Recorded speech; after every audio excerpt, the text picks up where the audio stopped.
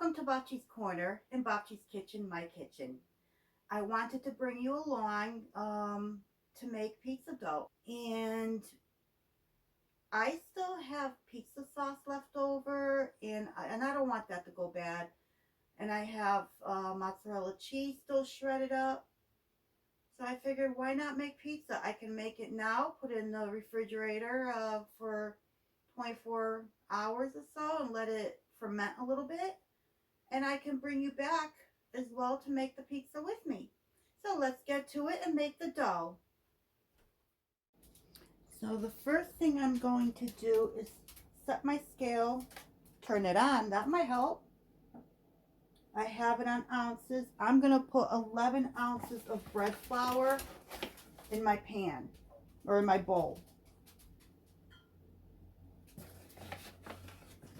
This is going to be on the wetter side of a dough than the traditional pizza. I'm going to make this pizza in a cast iron skillet.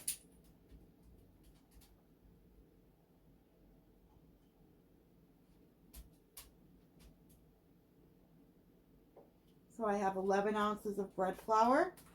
Oh, just under. And I have my yeast. I have a teaspoon of yeast. And I will link the brand off the top of my head. I don't know the name of the yeast, but I will link it in my description so you can get it at your local grocery store or through Amazon. I got mine through Amazon because I bought it in bulk or a big container.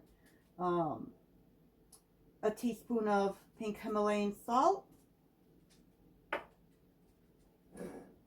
And I know you're going to think I've lost my mind. I have jarred water. The reason I have canned water is because I need to fill my canner. I didn't have enough jars in it, so I canned up water just to fill the void. So I'm going to use that. So I'm going to do 8 ounces of my water. It should be heated up a little bit, but I'm just going to put it in, and because I'm going to put the dough in the refrigerator for a few days. So I'm going to put 8 ounces of water.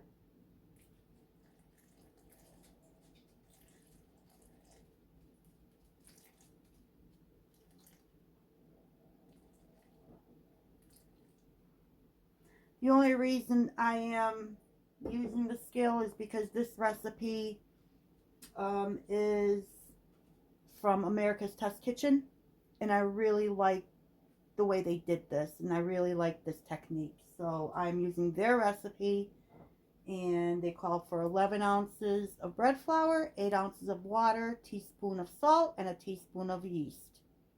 And we will get to mixing it. So this dough is going to be on the sticky side.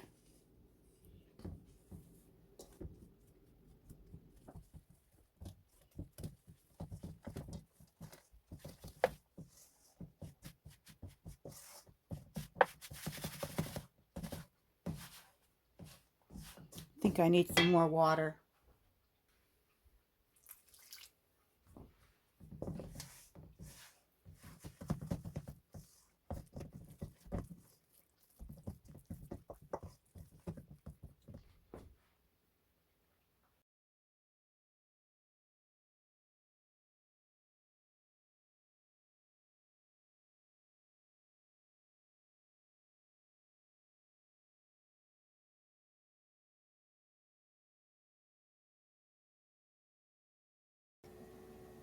I added so much extra water, not thinking, that now I have to offset it with additional flour, and this is what you see me doing here.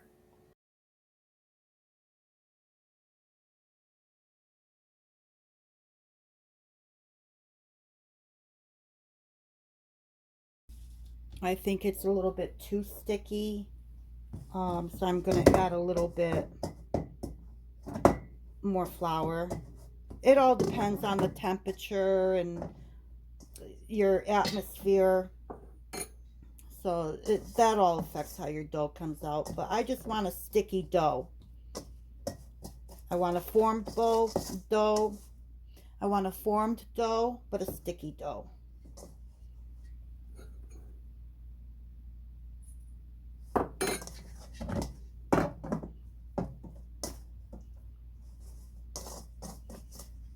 I think that's good.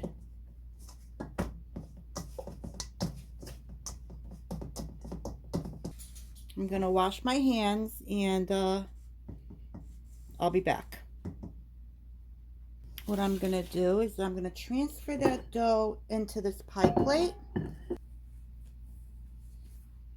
I'm going to use a little bit of my garlic infused olive oil.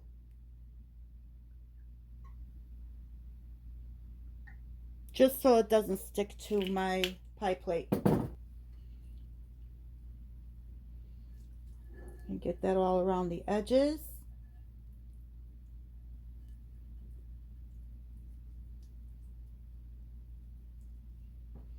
Put some on my hands so that the dough doesn't stick to me.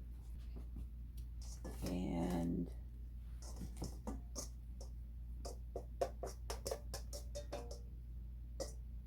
there we go. I'm just going to pat this out a little bit so it's a nice little round and let it rest like that.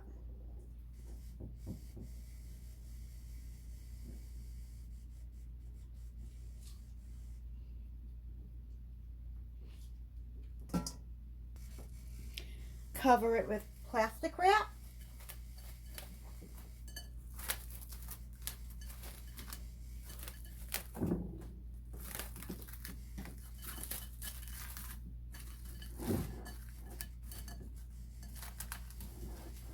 And into the fridge it goes.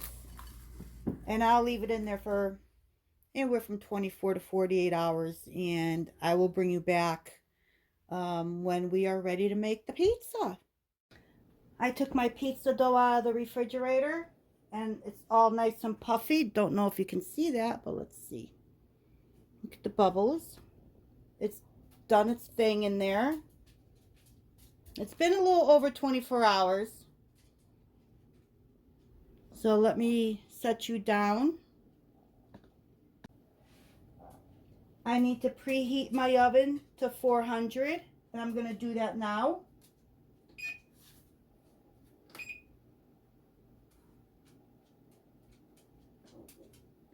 And there we have it. Okay, I hope that's better.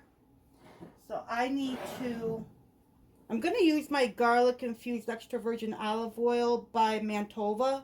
I love this stuff. I buy it in a 2-pack off of Amazon. So I'm going to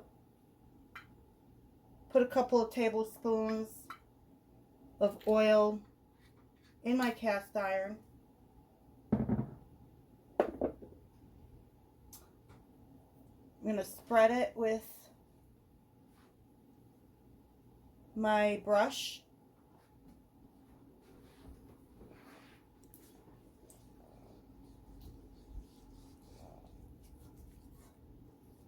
I want to get it all up on the sides. So this garlic infused olive oil will give a really nice flavor to the pizza dough, to the crust. It'll just add some nice flavor to it.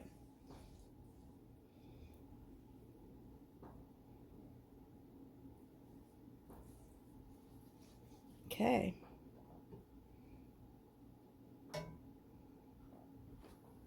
Let me get this dough unwrapped. I should put some oil on my hands so it doesn't stick to my hands. There, I'll brush my hands.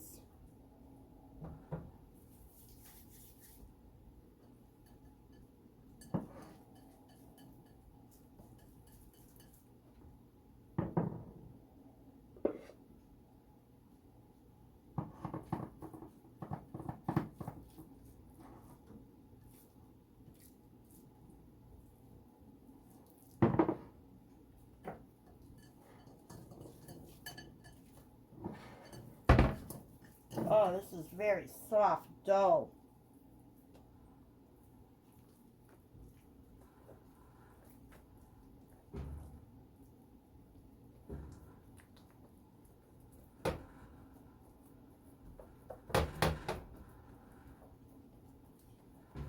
I just want to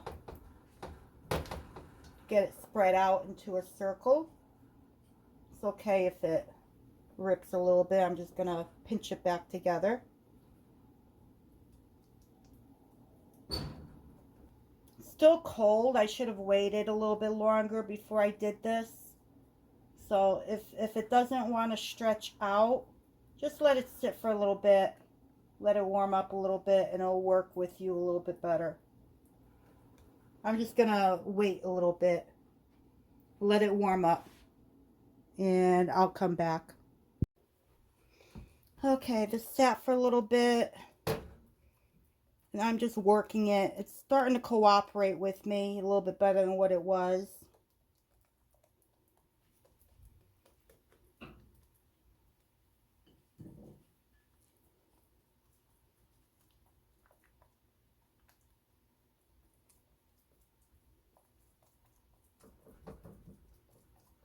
There we go. Put some, what's this? Garlic and herb seasoning. Down first.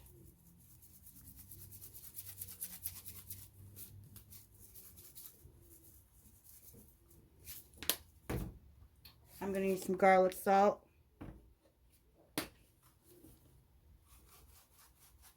Not too much. Watch me spill it because I'm not left-handed. I'm doing this left-handed. My leftover sauce from the last time I made that pizza with the dough that I found in the freezer, not knowing how old it was. So I'm just going to finish the sauce off on this one.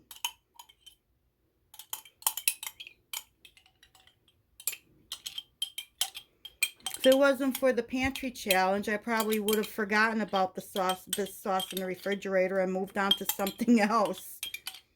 So thank goodness I joined the 2024 Three Rivers Pantry Challenge. So I'm just going to spread this.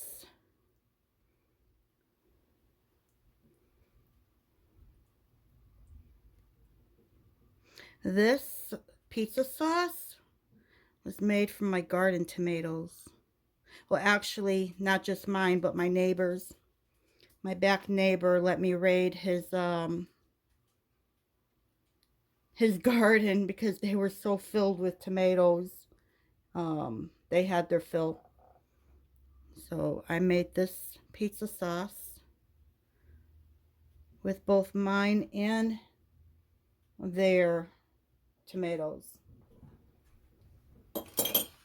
So now I have the leftover mozzarella cheese from that last pizza, or the last couple of pizzas.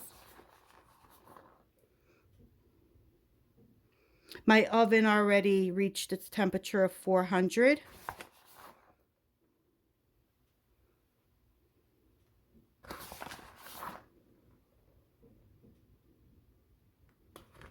I'm just going to make a plain cheese pizza tonight for my grandson and for my son. One of my sons. For anybody that wonders, I have 2 sons and a daughter.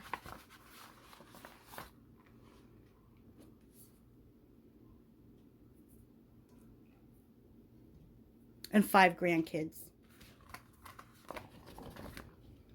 Alright, let me put some Parmesan cheese also from one of my previous preps. No, one of my previous preservation videos. I bought Parmesan cheese at Costco and I measured it out and put it away in the freezers for future use. There we go. Doesn't that look good? I should open up my own pizzeria. What do you think? I am going to put this in the oven. See, maybe I can give you a little preview.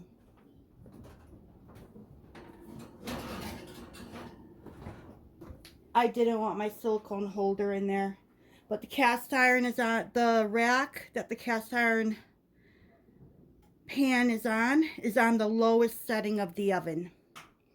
I want to make sure the bottom of that crisps up, and I will check it in about 20 minutes. Whoa, what do you guys think? That smells so good. I just want to check underneath, because if it's not brown enough underneath, then I'm going to turn my burner on and cook it from underneath. Oh, that's perfect.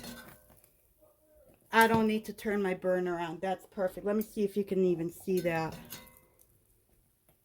Look at that. That is perfect. Okay, let me get it out of the pan, and I'm going to move you.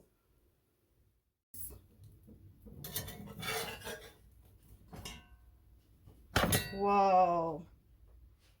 Does that look nice or what?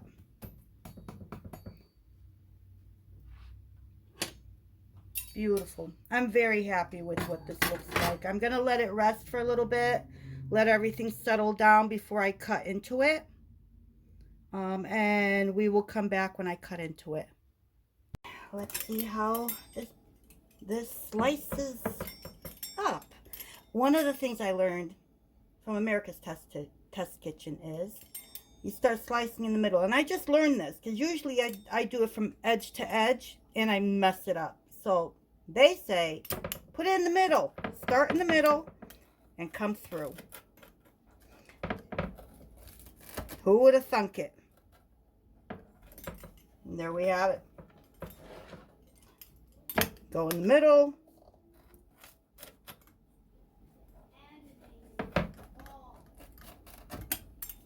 Apparently that's how pizza places do it too.